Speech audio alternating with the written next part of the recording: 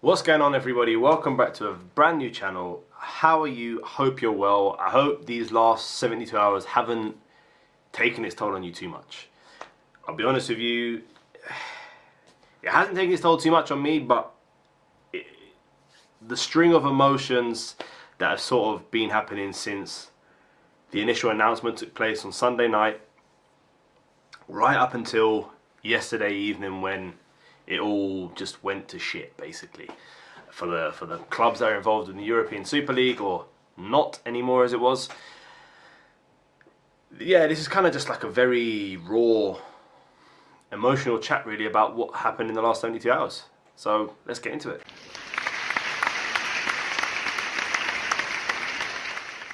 So obviously Sunday night, Arsenal, along with the other 11 clubs involved, put out their statements, individual statements or individual briefings that they would all be joining this European Super League. And from that moment on, the backlash from fans, from the wider football in general public, from the TV pundits, the media, from broadcasters, journalists, literally from every single angle possible, they were just going in at them, hammer and tong, just battering them. And Monday night saw the Monday Night Football, Gary Neville and Jamie Carragher talk about how much it's just going to have a massive impact on everything. And at the same time, or within a couple of hours, Florentino Perez was doing his interview with, is it Chiringuito, I think it's called, maybe? I could just be completely wrong.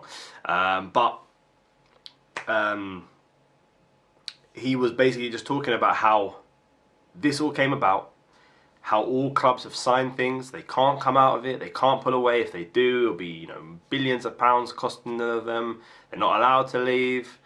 And it's only the start of it. Modern football, he was talking about age profiles of football fans not interested in football anymore.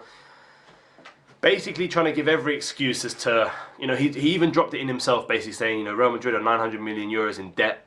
With this new package coming in, it's going to make everybody financially stronger. Basically what he was saying was, we're going to be stronger as a financial group, and then everyone else will be, but the main interest at heart is with the individual clubs, headed by Florentino Perez, Andrea Agnelli, Joel Glazer and the Glazers, KSC, Stan Kroenke, John Henry from FSG, and then the other team sort of came in and around it with, with sort of bated breath, kind of not really understanding what was going on. And it was, yesterday was a very emotional day. Chelsea fans, listen, put rivalry aside.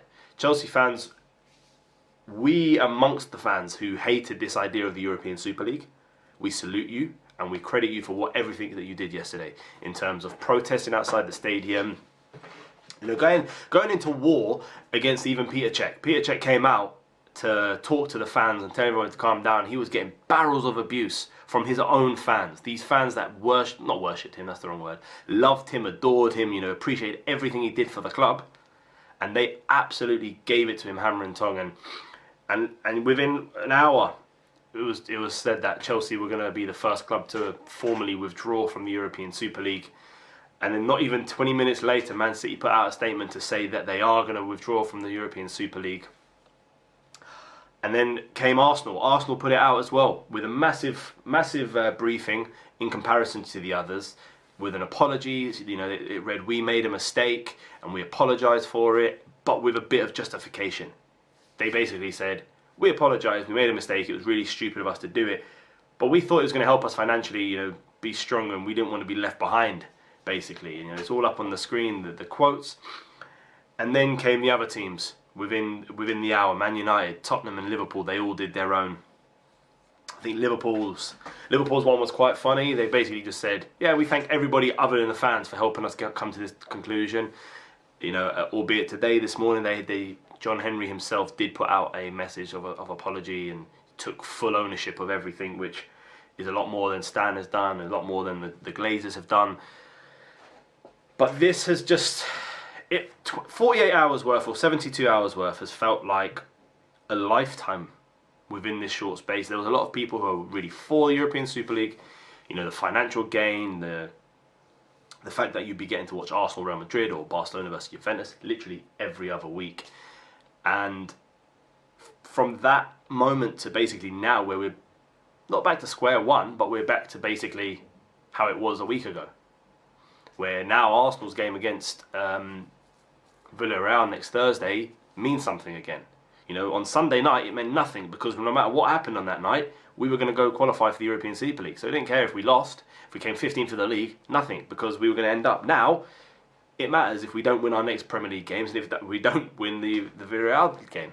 And so, from a standpoint of fans, Arsenal fans, Friday night, 6 PM, stand outside the Emirates Stadium with your banners, with everything else, hashtag #KROENKEOUT. We need to get this man out of our club. Man United are going to do their own thing. Tottenham are doing their own thing, I think tomorrow, which is Thursday, 4 PM outside White Hart Lane. All of these people who are in and amongst the groups that try to put it together, we need to get rid of them. They need to be gone from our clubs. It's not what we signed up for as football clubs. It's not what we are as football clubs. We are not franchises. We are football clubs who were built from the bottom up. Were built by fan groups. You know, Arsenal were built from military base, from the gunmen in Woolwich. And that's where we got our name, Arsenal. That's where we got our nickname, the Gunners or the Gooners. That's what it was. So for us to be so naive and so stupid to be put in this situation in the first place, you know, is wrong. And like I said in my previous video, this is not to defend UEFA or FIFA, because they're as corrupt as anything. You know, there's talk about them offering up all 6 English clubs X amount of money to withdraw from the Super League. And that might come to light in the next few weeks, you know, just how much they were offered, or if they were offered, or, you know, what kind of situation it was. And the restructuring of the Champions League, there's talk of, you know, Arsenal, I think, are 11th in the, you know, something efficient rankings in world football, which means that they might have a good steed in getting into the Champions League on merit rather than on actual performance merit. So there's still a long way to go in terms of what's going to happen with UEFA, with the Champions League, the Europa League, the restructuring. Obviously, they messaged it out yesterday, they're restructuring it, 36 teams as opposed to 32 teams, etc. You know, an actual league rather than knockout groups.